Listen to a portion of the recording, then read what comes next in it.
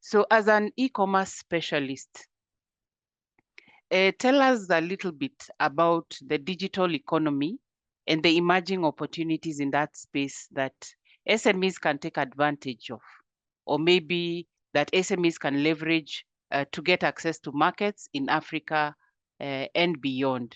You could also maybe talk about some risks that could be involved when people want to go digital and maybe how they can mitigate that. Yeah, so over to you, Fiona. Can tell us more. Yeah, thanks, Sonny.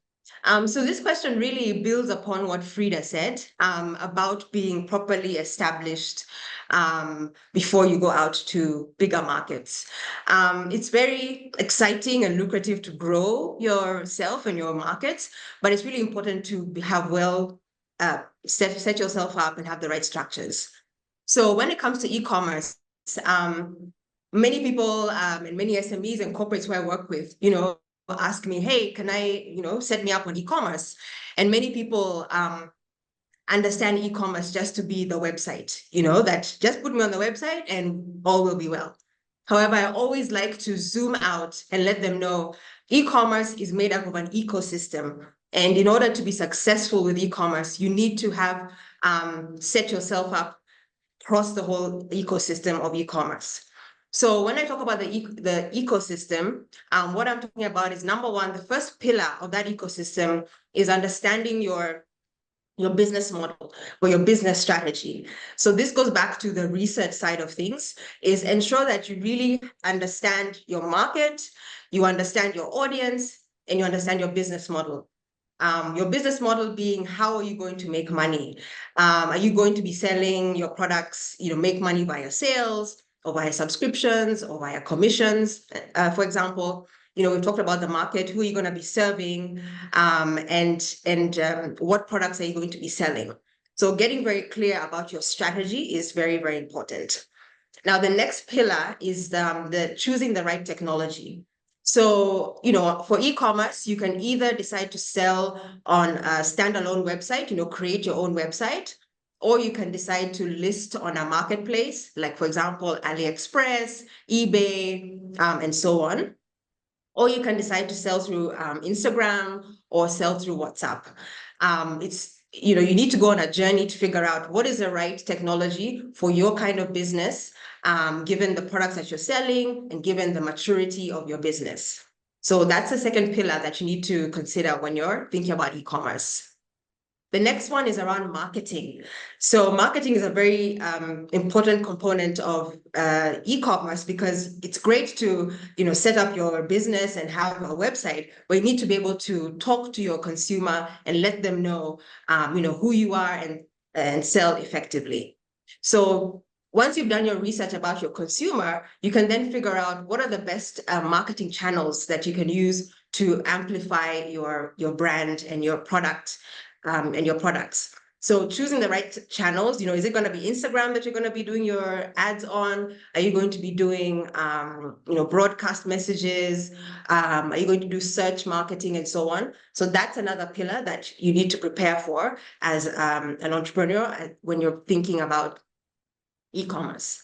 And also a content strategy. What are you going to be saying on these different marketing channels? You need to have thought through that as well. The other pillar is payments. Payments is a huge, crucial link for your e-commerce strategy. Because again, how are you going to be receiving payments? You need to be able to provide your consumers with different types of payment methods. Are they going to pay via M-Pesa? Are they going to pay via other mobile money options within their countries? Or are they going to use card? You need to think about how you're going to do that, because you don't want to do all the amazing work to set up your shop and then, not have the right payment solution and you miss out on a sale. So thinking through, the payment structure and your payment offering is also really important. Then you have logistics. The next pillar is your logistics and your warehousing. How are you going to get your products to your consumer in a good amount of time? With e-commerce, it's all about the turnaround time and your promise to your customer. Do you have a reliable delivery service? And have you used them before, and have they been able to meet your expectations?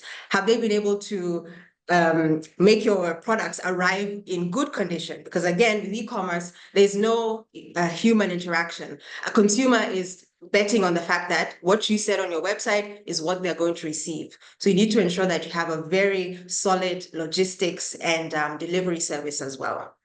And then the last pillar in this ecosystem is your after sales service and your customer service. Really, really important to ensure that you have customer service that is reliable and that consumers can call up a number that does work. Because again, trust is a huge currency when it comes to e-commerce. And as you go into larger markets, you'll find that consumers are way more demanding, they are way less tolerant, and the competition is very stiff. So if you don't provide a good service, there's someone else who is going to be your competitor who's going to lose, who's going to gain your customer because you have not set these up. So it's really important as you venture out into a bigger market that you have all those pillars set up when you think about e-commerce. And just on the question about risk, as I mentioned, the global market, it's very competitive and you need to have all these processes watertight. So as I mentioned with the example about customer service, you need to ensure that you have like a 24/7 customer service strategy. Now, I don't mean that you need to, employ staff to be available 24/7, but think through, how can you have maybe an email address that people can email if they have a question when, your shop is closed during working hours here in Kenya. And then, of course, how are you going to ensure that you turn around that email query in a good enough time, let's say within 24 hours, and you actually keep to your promise? Secondly, have a phone number or WhatsApp line that actually works. Because again, as I mentioned, trust is a big currency when it comes to e-commerce. So those would be some of the things that I would impress upon, entrepreneurs who are looking to get into e-commerce on a global stage. And when it comes to emerging opportunities, I think you had asked me about emerging opportunities as well. One of the big things that I would highlight is ChatGPT and generative AI.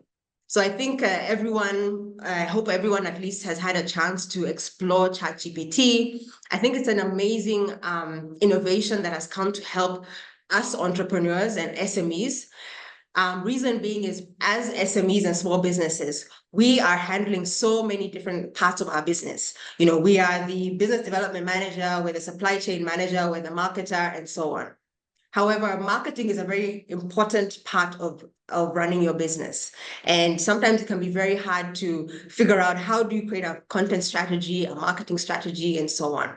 And so ChatGPT is a real game changer in terms of helping SMEs to create marketing content in less than 5 minutes.